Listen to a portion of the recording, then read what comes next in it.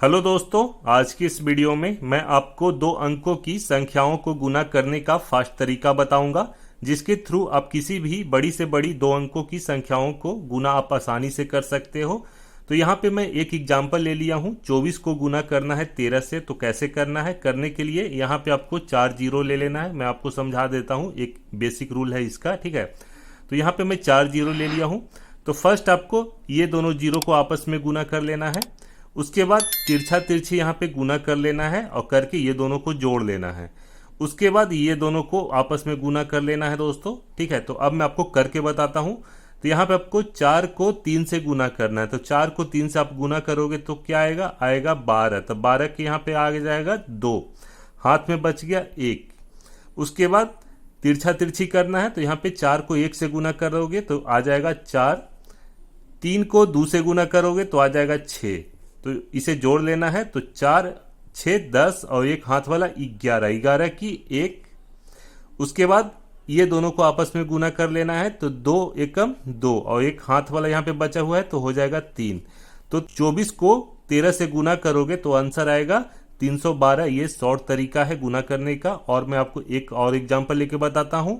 54 को 67 से गुना करना है, ठीक है। तो कैसे करोगे? सेम फॉर्मूला को आपको अप्लाई करना है। 7 को 4 से आपको आगे मल्टीप्लाई कर लेना है। तो 7 चौका 28, 28 की 8 आ जाएगा यहाँ पे, हाथ में बच गया 2। उसके बाद इसे मल्टीप्लाई करना है। तो 6 चौका 24, तो यहाँ पे 24 आप लिख लीजिएगा। उसके बाद 7 पचे 35, तो यहाँ पे आप 35 लिख लीजिएगा। ये सबको जोड़ लेना है। तो क्या आ जाएगा? 5 और 4 9 और 9 और 2 11 की 1, हाथ में 1 और 3 और 2 5, एक हाथ वाला 6, ठीक है। तो यहाँ पे 61 आ गया। 61 की यहाँ पे उतर जाएगा 1 और हाथ में बच गया 6। उसके बाद ये दोनों को आपस में गुना कर लेना है। तो 6 पचे 30 और हाथ में बच गया 6। तो 30 और 6 36। तो ये रहा इसका आंसर 3618। 54 और 67 को गुना करने पे ये आंसर आएगा। और मैं आपको एक और एग्जाम्पल लेके बताता हूँ। तो यहाँ पे हम लोग एक और एग्जाम्पल ले लिए हैं। 15 को 15 से गुना करना है। तो फर्स्ट आपको यहाँ पे ये दोनों को गुना कर लेना है। तो 15 25 की 5 और हाथ में कितना बच गया? हाथ में बच गया 2।